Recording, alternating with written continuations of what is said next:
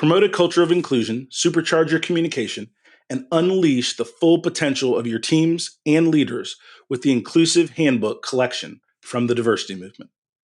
As part of the collection, I wrote the Inclusive Leadership Handbook with Kurt Merriweather to empower leaders with tools needed to cultivate a culture that fosters creativity, innovation, and employee engagement.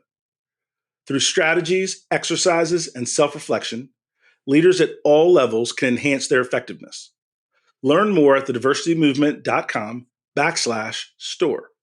Use code HOL at checkout for 25% of your first order.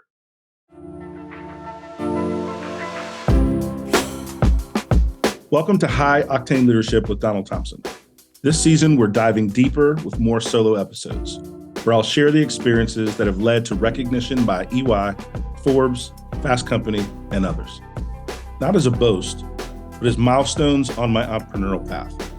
From growing multi-million-dollar firms to successful business exits and building high-performance teams with a global perspective.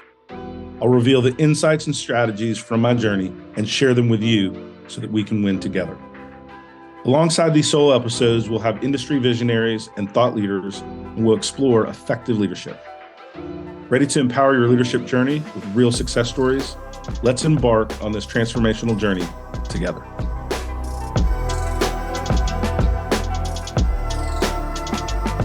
This is Donald Thompson. I'm here with my good friend and podcasting partner, Mr. Bob Batchelor. Bob, welcome back. Thanks, Don. It's good to be here. As always, we get to be in a different studio together for a time other than being virtual. So we see each other all the time, but we don't get to sit across the chairs in podcasting.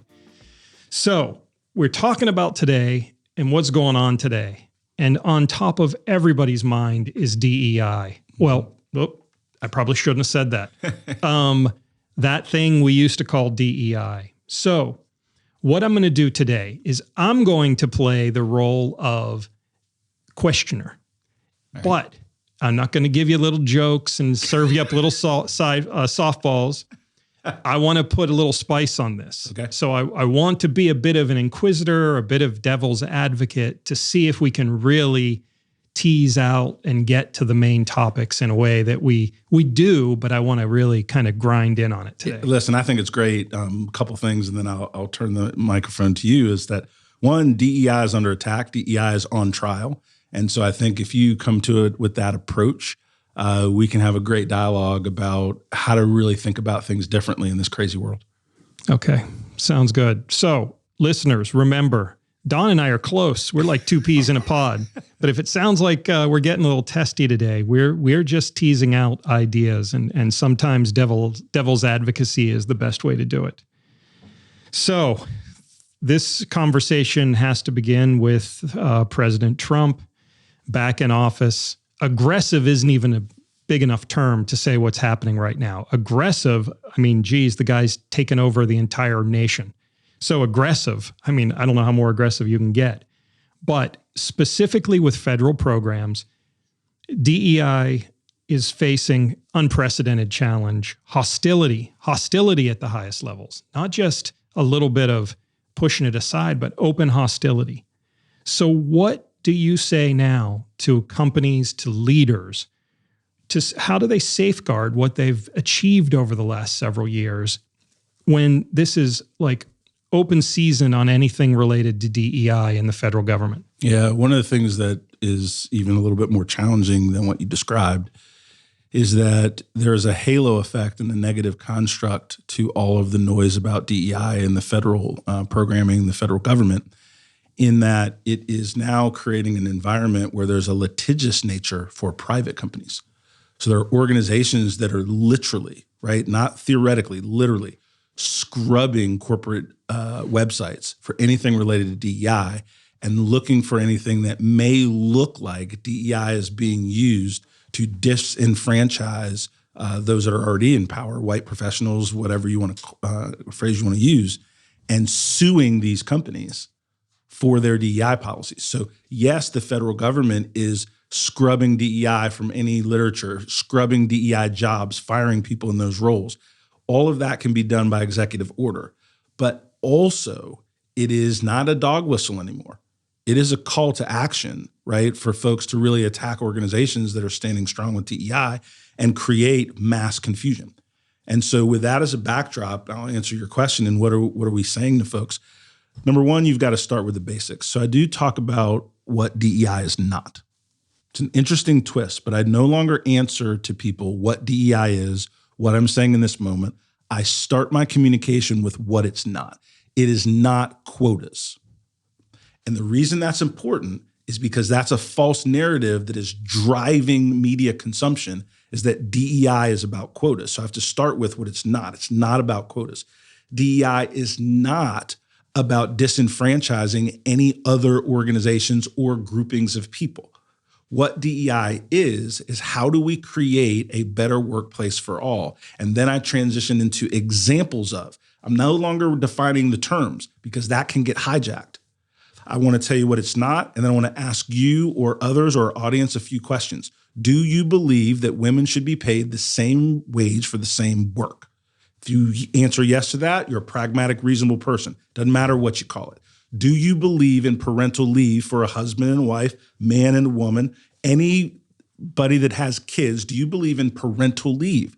That's a yes or no question, right? Most people achieve that. Most people, if they're having a family, they want some time off to bond with that little one, right? I ask a question very, very simply. Do you believe that people should feel safe from harassment at work? Yes. Do you believe that you should expand the number of people you're looking to hire by recruiting from more than one single university so that you actually can hire the best people by having a larger pool of applicants? And once I get people nodding the head yes, then I have to look them in the eye and say, now, what are you against? And most people are not equipped to answer that question when it's framed that way, because most people are lost in the negative narrative that is really about political power, not pushing forward. How do we create an environment where we can win together, work together, take care of our families, build for retirement, all of the things that 75 to 80% of Americans just flat out agree with, right? And so that's how I frame the question in this crazy times, talking about what is DEI in the state of chaos that we're in. And that's how I start to answer it. Okay, so let's go right into the gut punch. What do you do? And this has had to have happened recently. What do you do when you know the person's saying yes, but their eyes, you know they're lying? When you don't try to win conversations, you try to expand thinking. And when you give people space to share their thinking, a couple things happen. Number one, people may have a critique or criticism that's actually very valid. I'll give an example, right? I had a business leader, and this was a couple months ago, even before the crazy, but this is just a good example of having an open dialogue. He said, why should I support something that's not tied to how I make money in the business? That means for this leader, no one had constructed how diversity, equity, inclusion increases innovation, productivity, retention. Nobody explained to them how they're going to sell more products because their website has a diversified view. Nobody let them know the different groupings in our country, how much women are in terms of a buying power unit. African Americans as a buying power $1 trillion unit. The LGBTQ as a $1 trillion buying block. And since nobody explained how DEI helped him make money, he had that valid, legitimate roadblock that reinforced his own bias, that reinforced his own privilege, that reinforced why he shouldn't do anything or care. But when presented with data, he at least became curious, not because DEI was all of a sudden good, but because his nature as a business leader, his focus and how he's compensated is about growing revenue, expanding audience, and having higher loyalty with your clients. Because I linked those things together, we at least were able to start to have a conversation. Secondary, there's other folks that are good at saying yes, and they're never going to change. If I can tease it out, I shrink the dialogue and I keep it moving. What I'm not in is in the business of convincing somebody that doesn't want to be convinced. 2, I'm not that good. 1, I don't care that much. 3, they ain't going to change anyway, and I don't like to waste oxygen. because oxygen may be precious. Who knows what Trump's going to do next, right? Oxygen may be precious. I don't want to waste it. So as long as somebody is open-minded enough to listen to a business argument, so you have to convince them that this is a business challenge, not a crusade. I like the way you phrased that. I'll sometimes say this isn't a social justice conversation. This is a business growth conversation. But we're saying the same thing. And most business leaders that I interact with, it at least gets them curious. I talked to a business leader, and I'm I'm happy to be pressed on DEI's value because I talk to a lot of leaders, billion-dollar businesses, and I'm behind the door with them, with their board, and I get the whole tsunami of good, bad, indifferent. So I have a lot of data points, first-hand data points, right? One of the things that's really important when you're talking to leaders is you have to remember how they're motivated and compensated and what they like is recognition. And if you don't wire in any conversation to take those things into consideration, that's why you're losing the audience. So again, back to all critiques aren't wrong. One of the weaknesses of most DEI practitioners that I've worked with, met, and see is because they've not been in the C-suite, they don't understand the language of the C-suite well enough to package their message in a compelling way to people that are financially motivated. If someone is financially motivated, then everything else is kind of foo-foo stuff. But if you tell somebody that's financially motivated that your people leadership programming will allow you to drive more results from your high performers because people want to be led by people they trust, like, and are highly competent. But if you're trusted, highly competent, and not liked, people are not going to do their best work. So as a leader, why wouldn't you want to learn how to phrase things in your one-on-one or your group meetings?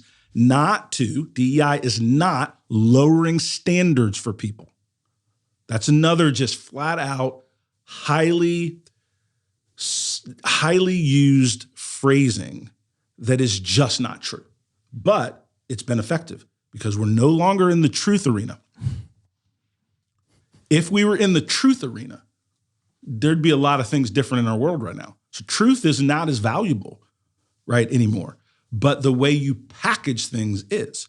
And so when you say DEI is not about lowering standards, then you can get that people manager to say, wait a minute, if I say this with a little bit more empathy, if I say this with a little bit more support, but I still let my team member know these are our targets, we didn't hit them last quarter. I want to understand from your point of view, Mr. and Mrs. Employee, why do you think that happened? What, as a manager, I can do to help, what the company can do, because we still have to meet this standard. It is not tulips and flowers, but it's just not treating people like they don't matter, right? Why would you try to beat someone up in a meeting that you need to go be productive after the meeting? I had to learn that. Right? Mr. Football athlete background, command and control, all these, that's 10, 15 years ago, DT, right? And you can drive results through, but people don't want to stay. The next opportunity they can bolt, they do. So you have high turnover. And so I had to learn how the packaging doesn't lower a standard. It just makes you more thoughtful. It just makes you more approachable. It just makes you a believer that people are your biggest asset. How many companies have that in their vision, mission statement? People are our biggest asset. We love our people, and then treat their team like shit. Exactly.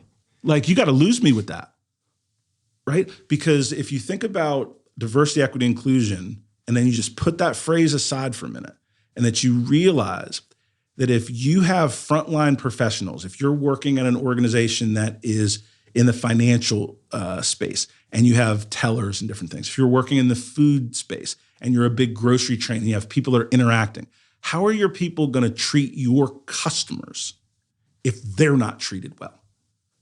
And so when you think about it like that and don't put a term on it, and you're thinking about things like employee engagement, workplace effectiveness, workplace communication, well-being, now all of a sudden we're driving to a point of unification, because the dog whistle is that DEI means race, sexual orientation, and we don't want to deal with race because I'm not racist, and we're post-racist now. We're post-racial now.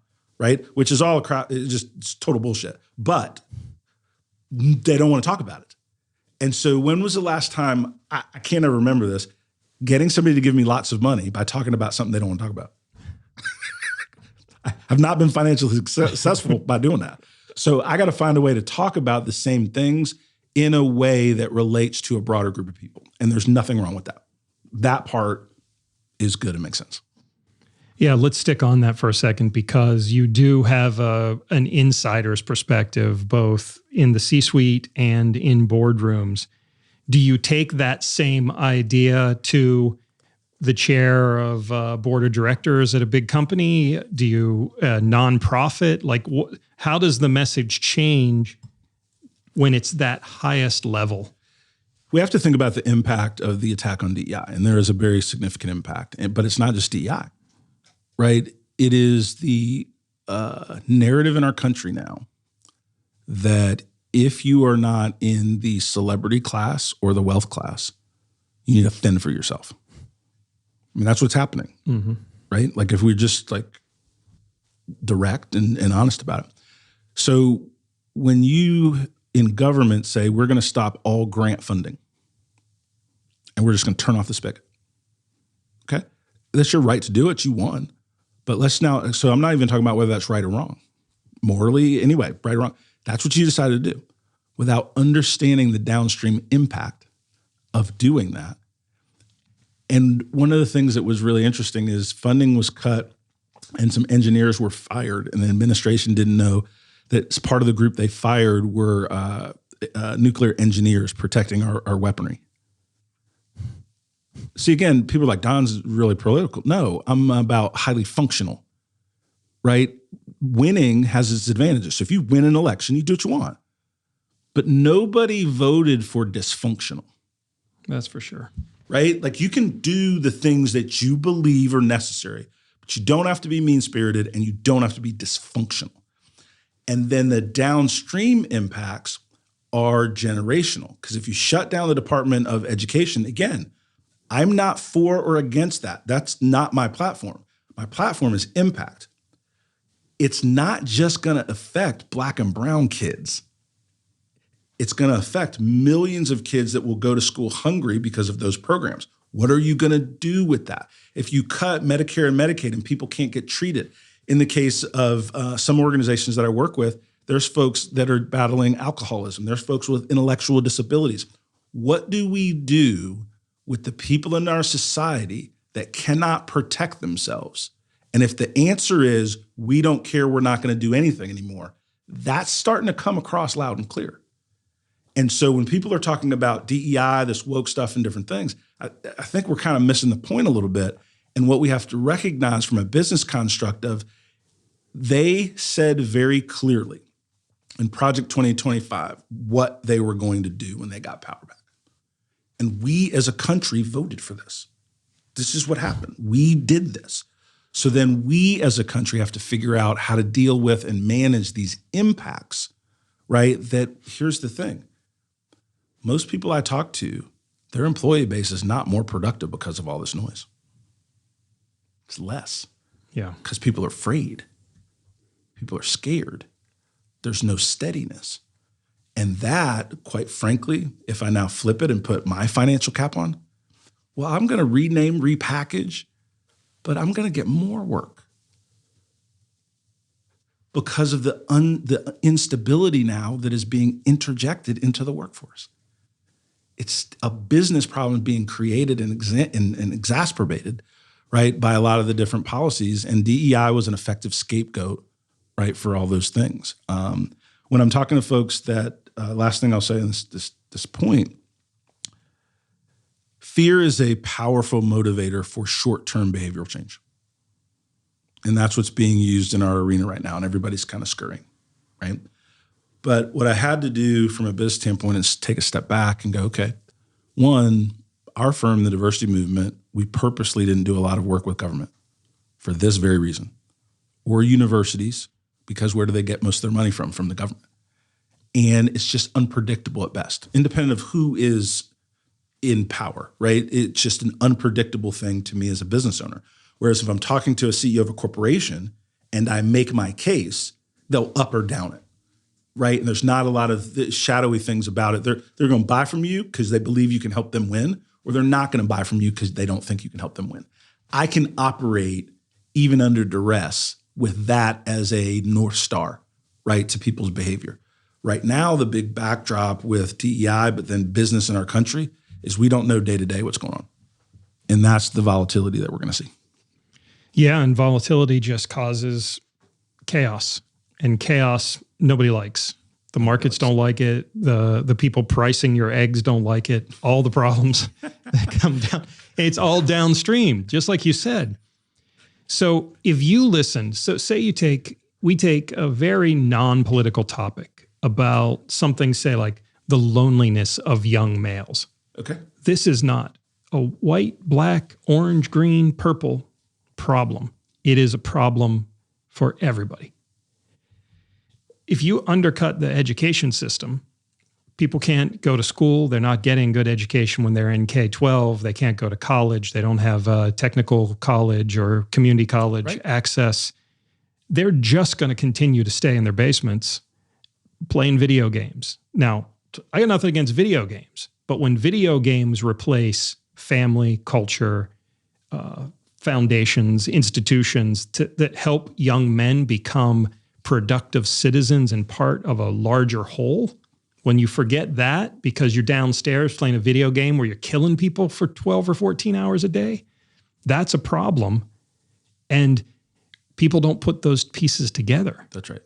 The instability that leads to, goes from the ocean to the lake, to the river, to the stream, to the tributary. Now we're down to the creek. That's exactly right. And I think you and I, we both come from backgrounds where the creek was what got us to where we are now, but there's no hope in some respects if things don't start to change. I think that's right. It's it's mind-numbing.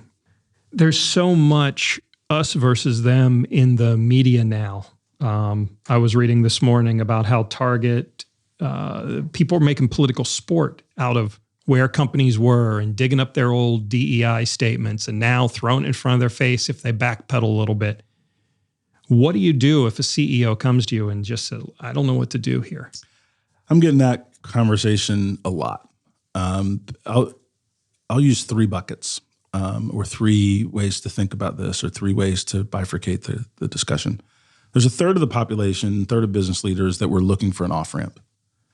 And the executive orders, the Republicans win in the House, the Senate, and the White House, and they already own the Supreme Court, and that's just factual, right? They're owned by the current administration.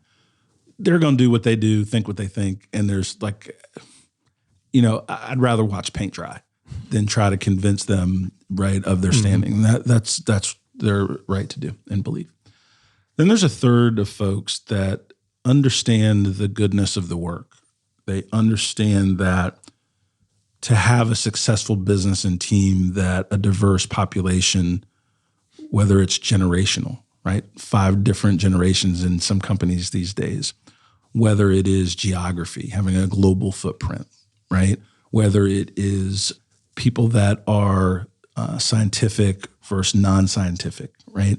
You can think of all the different ways that our talents blended together meets for building a better company, right? And that's just really pretty fundamental, right, to business. And so these CEOs believe that, and they want to continue to foster that, but they don't want the smoke.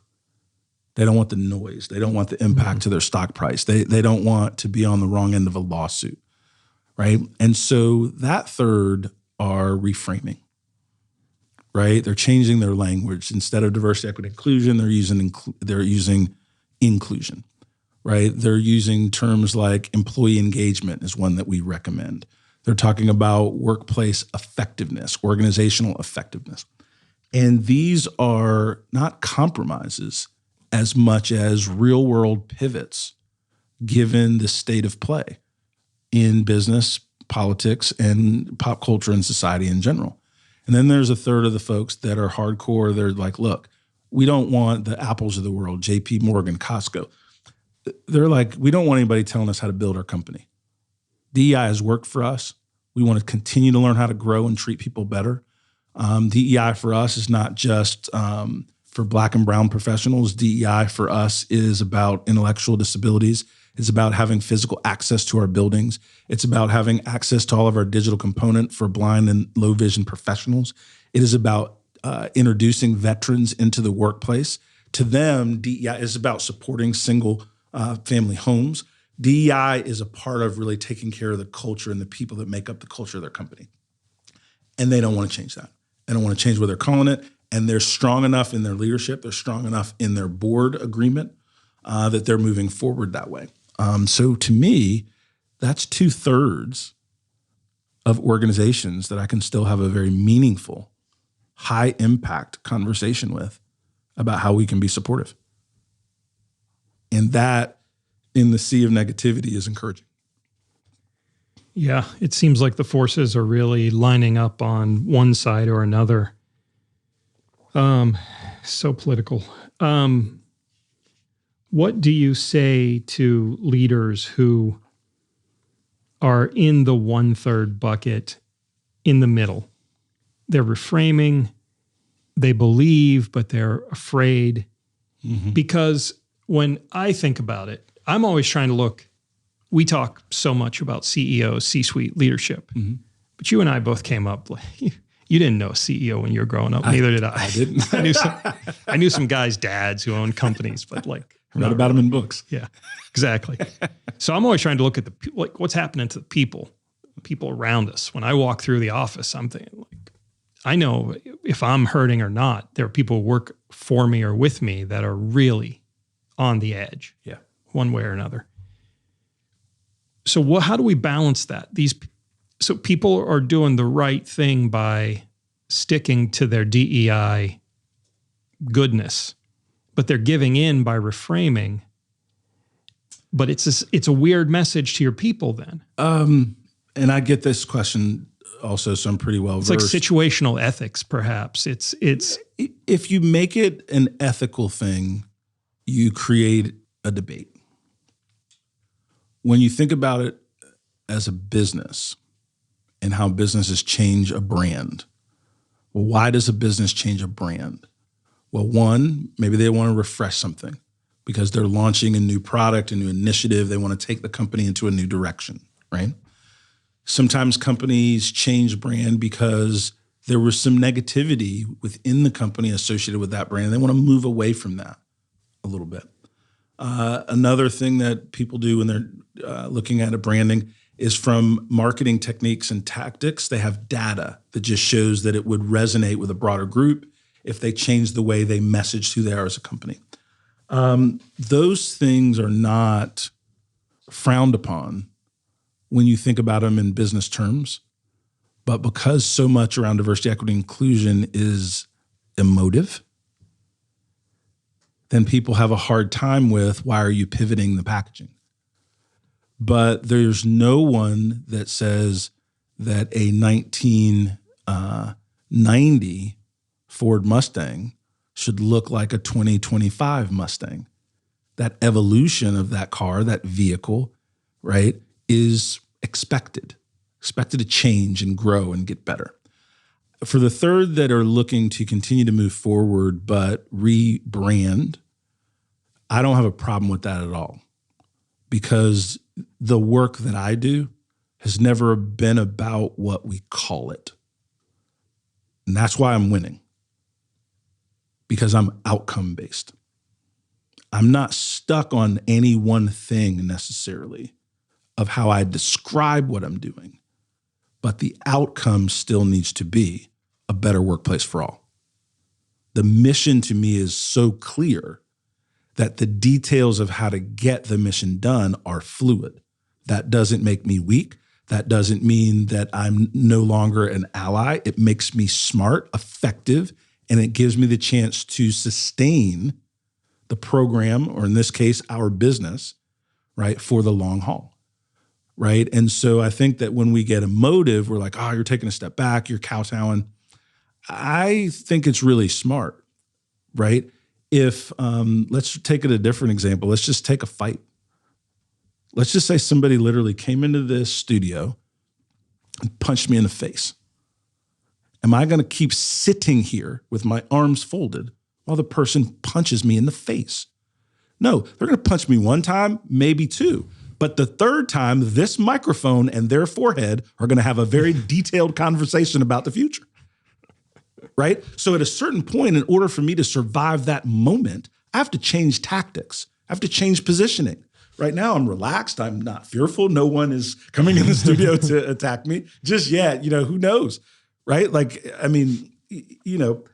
But my point being is you have to change to achieve an outcome.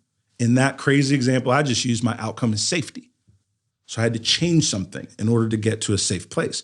Well, if someone's attacking my business, then I have to change something in order to be in a safe place and continue to operate, continue to pay people, continue to grow, continue to have my ERGs. Instead of calling them employee resource groups, maybe I'm using business resource groups, right? But smart things that allow the work to continue, I don't put in the same category as shrinking away. I think that those leaders have to really walk a very fine line between the things they believe in, that work, that are effective, and the cost of noise. The cost of noise is really expensive these days. From your position, coaching, being on boards, does it give you a chance to talk a little more about that long view? Because so many CEOs, especially at public companies, we both dealt with a lot of them, it's just 90-day cycle. Not what's happening. Where's my day-to-day scorecard, minute-to-minute scorecard? Are we seeing thoughtful people start to think about a longer term? Or is it too soon to? Here's the thing that scares me. You can have good people who want to do good things running companies, but the ground is so shaky that they don't know what's going to happen. Like, normalcy is you do the right thing, you sell your products, goods, services, you have success. That's normal. Yeah. That's normal. What kept presidents from saying outlandish things was the press would come down on them and it would change the perception of them. Truth mattered. Now nothing matters. And so the ground is shaky, and we're all, after a while, maybe for a couple minutes, you can balance. But after a while, your legs get tired. So what's the ramifications, or what have you, it's so crazy to say this. It's been 3 weeks, 4 weeks, but it's real. You're feeling it. I know you're feeling it because we talked off air about it. So what do you say to these people? The people in the C-suite and in the board of directors are at least as freaked out as we are, as the normal person working for them is. So what do you do? So one, I don't have all the answers for this. I have some perspective, right? Because it's a big question. Couple thoughts. So one, let's just use boards of directors. Is to help the C-suite and the C-suite leaders of a team manage risk and build strategy. And managing risk is a very important focal point in this chaos. So let me give an example. One of the organizations that I work with was grappling with this very thing, right? Like, DEI matters. It matters to the way we treat our clients. It matters to the way that we recruit. It matters to the way that we promote and mentor. We have it built into what we're doing. And most of the boards that I've worked with, even those that are more conservatively leaning, right, have a understanding and appreciation that the well-being of the workforce matters to drive fiscal growth. If we just keep it like really, really simple, that the well-being of the workforce matters to produce financial growth. And then when you break it down in that simple function, and then you ask a question, this is the board level, this is the rank and file. If we are going to disband all of our DEI programming, we still have left this one simple truth that the well-being of the workforce allows us to drive financial performance. So what are we going to do instead? Mm-hmm. Yeah, that's good. Right? And the reason that's such an important conversation is because it grounds everyone in the room. And it takes away the vernacular. And then it says, let's now get to the point of how do we create and grow our organization, right? And I try, Bob, when I'm talking with people across different industries, different levels within the organization, bring things down to some fundamental truths. And then once we can agree on those, we're at least not having an argument, we're having a conversation, and conversations on ideas, even if we significantly disagree, is a good thing, right? I have no issue with that, independent of what people decide. That's a good thing. Debate is good. Pushing against each other's ideas is good. And I think we've lost so much of that in the last 3 weeks, 6 months, where everybody's pissed off at everybody else all the time about something. So we are now losing ground as a country because we don't have a true north of what we're believing in and on that can unify us. And that's happening at a political level, but it's also happening within our companies because of all the noise. And that is going to have a long-standing fiscal impact to businesses, because what do employers want? They want loyalty from their team members. Well, if you don't show people loyalty, they don't give it back. So then you're going to have people that are working at 70, 80% versus 100% of their potential. You're going to have people that if somebody pays them $1 more, they're out the door and taking all the intellectual capital, right, that you invested with them, all the training, it's just going to walk out with them. These are impacts that are just not smart. If you say to somebody, you have to come into the office 5 days a week, it's your right to do that. And you're going to do it in a week, okay? I'm on the board of a small firm, and I won't get into that right now, but we moved from 1 day a week in the office to 2. And we talked to the team about it 3 months ago. Because I said, listen, and that's 2 things. One, we want to make sure we have office space that is worth coming into. So we had to work on that with the small company, even in the crazy times. And the second thing is we want to give you plenty of lead time because we respect the fact that some people have childcare that they have to work through. They have pets that they care. There's just all kinds of different things in people's lives that change. People can get their head around it, but give me some space to work that in reasonably, unless there's some kind of corporate crisis, which there isn't with the companies that are doing that. They're not. They're just reminding people, which is part of strategy. Boss, employee, don't forget it. Come back to work. That's what, if we really want to talk about what's happening, that's what's happening. Because independent of DEI or other things, there's been a shift of employee empowerment, employee ability to move and dictate terms of how they work. More and more people moving into the gig economy and all these different things. So there was less control of the system, the corporate hierarchy. And so this moment became about a couple of things. Number one, putting that thumb back on people. And that's what's been done in a lot of ways. Second thing is leaders don't like to pay for stuff that's not being used. And this part, I empathize with. They don't want to walk in these pretty buildings that are empty. And then they see on the financials, they're paying millions of dollars for buildings that are empty. That's just rightly or wrongly, I get it. That's just something that does not compute, right? So we're going to use this space. See this gym in this office? Some people need to be in there because you're working for the thing. And then the third thing that you have to look out for and why leaders are deciding is there is some data that supports if you're building a collaborative team, it's hard to do that in Zoom culture because leaders aren't trained in that. People were just getting to the point of learning how to lead by walking around and spending time with people and helping them on their project. So with those 3 elements, there's certainly a case for more in-office work. But if we look at some of the dictates of CEOs and the way they're doing it, they kind of start to sound like Trump.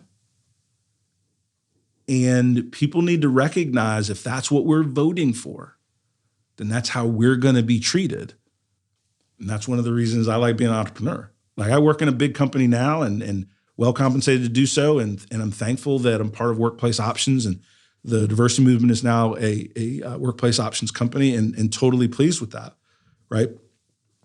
But as an entrepreneur from the ground up, there's a confidence in knowing I can create my own job, which actually makes me a better employee because I feel psychological safety, whether someone provides it to me or not, because I'm unafraid, right, of someone creating a negative environment just because I spoke my mind. I have a privilege, and then I have an experience level of that kind of toughness, right? That mental toughness. But most people, when we think about all the chaos that's going on around DEI, one of the impacts is that psychological safety in companies is going down. Because people are now, watch this, they're going to be less open with their manager or the boss. What if I say this and it gets misconstrued? And so all the things we've worked for to try to create those unified company cultures is taking a step back. We'll figure it out. We'll help companies. We'll make money doing it. But it's going to be a little bit of a rocky time these days. Yeah, one of the things you mentioned there was crisis. And are you seeing or hearing boards and CEOs talk about having their crisis plans in place? Because there's traditionally in PR, there's always a cry when a crisis arises and people are like, why didn't we plan for this? They could have been planning for it. They just never did. Are you seeing any of that now? I'm going to take a note of that. I'm not. The current landscape is so right now focused that people cannot look beyond the moment that we're in. But to your point, we're having to redefine what crisis is inside the organization. And that internal comms and that crisis PR thought process needs to become more of a standard, right? Versus something you just do, right, under duress. Because, and I'll be really, really specific, there's so many external factors that are happening every week in the world that is keeping your employee base unsettled. And the worst thing a CEO can do is say nothing. One of the things that I've talked to boards and CEOs, listen, if there's a school shooting, I'll just use this example, or when there have been and when there will be again because of the way our laws and culture is structured, no one's asking you to come out for or against the Second Amendment. They're asking you to say to your employees, we know that some of you are hurting and some of you are more fearful that have young kids that are still in school. And if you need to adjust your schedule a little bit during this time, you want to make sure you're picking up your kids and different things. We want to be, as an organization, we want to remind you that we have employee assistance programming, that your managers are open-minded about the well-being of you as an individual and a family, and that we care. And that we're open to reasonable flexibility during this moment, and we want to let you know that you care. That doesn't mean what you as a CEO believe politically. It means what you're responsible for as a leader in this moment. And that is something that I'm highly encouraging CEOs to speak out and share their care and empathy real time with their teams. CEOs are the last defense, quite frankly. They have a higher trust barometer than politicians, and that's flipped over the last 20 years. And one of the things that I read, and you send this to me, the Edelman Trust Barometer each year. And leaders have a responsibility to be the guiding light of what truth can be again. Because unfortunately, it's not in our politics. And I'm a hardcore independent, so I can have any debate anybody wants about any of this. Because here's the thing. Watch this. 75% of Americans believe in term limits. Why don't we have them? Oh, because the people that are in power like to just grift off us. If you look back at the last time that the Republicans had the House, the Senate, and the presidency, they didn't. Nobody's done anything about immigration in a serious way in the last 25 years. Why? Because people want to blame the other side, and it's just a political tool. Nobody actually wants to fix the problem. Number 3, Democrat, Republican, doesn't matter. How many times have we run up against the debt ceiling every 6 months about whether or not we're going to pay our bills? And watch this. If the government shut down, who still gets paid? Military doesn't get paid. Federal workers are furloughed. Congress still gets paid. So anybody on this earth that wants to have a political discussion with me, I'm easy, because all of them aren't doing their job and haven't been for 50, 100 years. So I'm not with any of them. And those are just a couple of examples of the power structure that is no longer for the good of the citizens, right? It is for the power structure to continue to grow and exist. And there's some variation based on who's in charge. That is very true, and people are feeling impacts of that. But the bottom line is those dudes, ladies, they don't work. They're all chasing microphones, and they don't work. And then when it comes to actually making an independent decision on what they believe, they're thinking about re-election, not doing what's right. So I welcome, this isn't the forum, but I welcome a political discussion with anyone, because it's all crap. All of it. Yeah. That's the double-edged sword. It's folly, but it means so much to so many people, because a single decision to gut the federal workers, who are the undercurrent of making a government this size work. It's ridiculous. It's bizarre. So I'll ask you one more tough question, and then we'll wrap up. But you and I have both been working directly in DEI for a handful of years. You're a Black man who's been very successful, blessed, and you're the first to admit it. But we both have friends who they haven't got there yet. They're still climbing. They don't know what to do. What do you say to the person who is DEI forward? Maybe they worked in DEI, maybe they don't, but they don't have that safety net. They don't have anywhere to go, and they come to you and say, DT, I'm ready to give up. Every fight's not for you.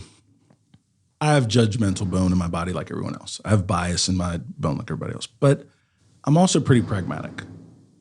So when folks come to me that are in the DEI space, and jobs are drying up in that space, government's laying off, people are cutting back in different things, every fight's not for you for the long term.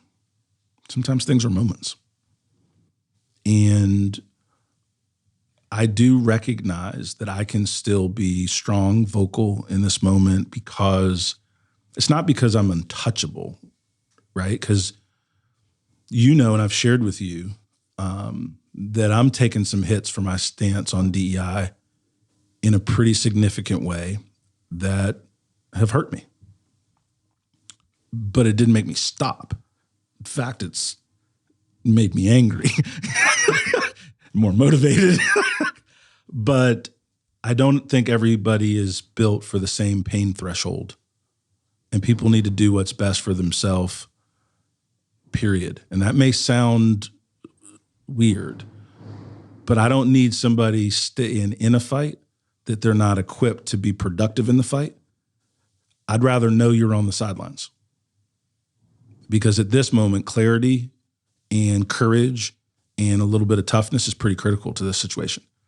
And you got to talk bolder in many cases, right? The diversity movement, we haven't changed our name. We thought about it. We considered it. Like these are real pragmatic things, right? But we're trusting the quality of what we're doing and the alignment to business outcomes, which we're very serious about. That's why we didn't do this as a nonprofit.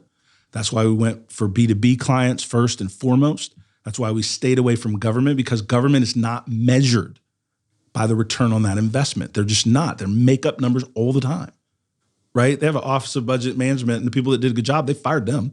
And the inspector generals, anybody that they fired them. And now they're just going to poof the magic numbers, right, to do whatever they want to do. But I think if it's time for people to step aside, do something different, they should do that. Don't agonize about it.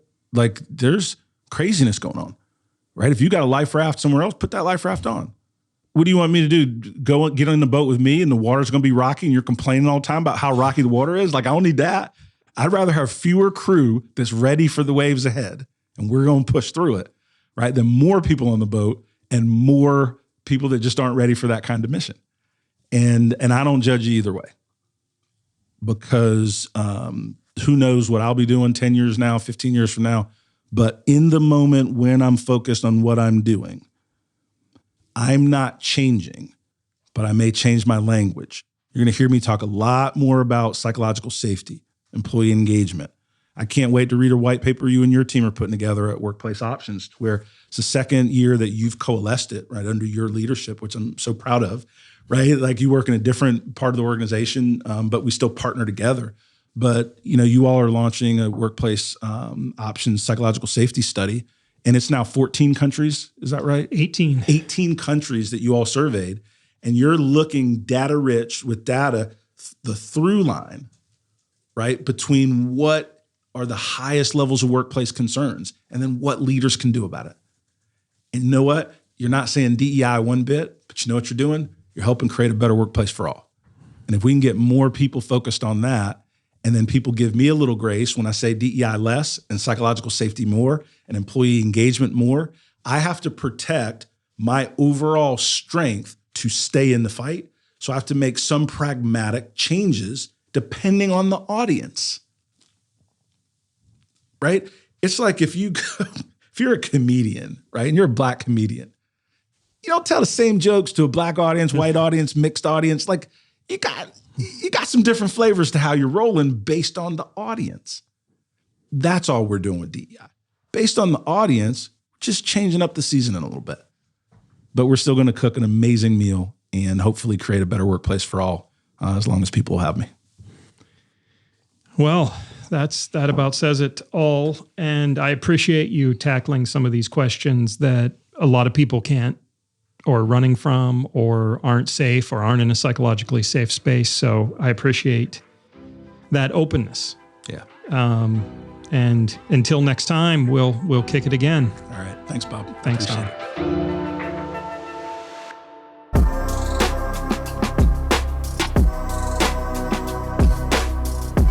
Thank you for joining us on High Octane Leadership with Donald Thompson. Today's episode is a step in our collective journey towards leadership excellence. Remember, every story we share and every insight we gain is a piece in the puzzle of our leadership journey. For more insight and detail, hit the subscribe button so that we can stay connected. For deeper information and more episodes, go to donaldthompson.com. Continue to lead with vision and purpose, and until we meet again, embrace your role as a high-octane leader in the ever-evolving world of business.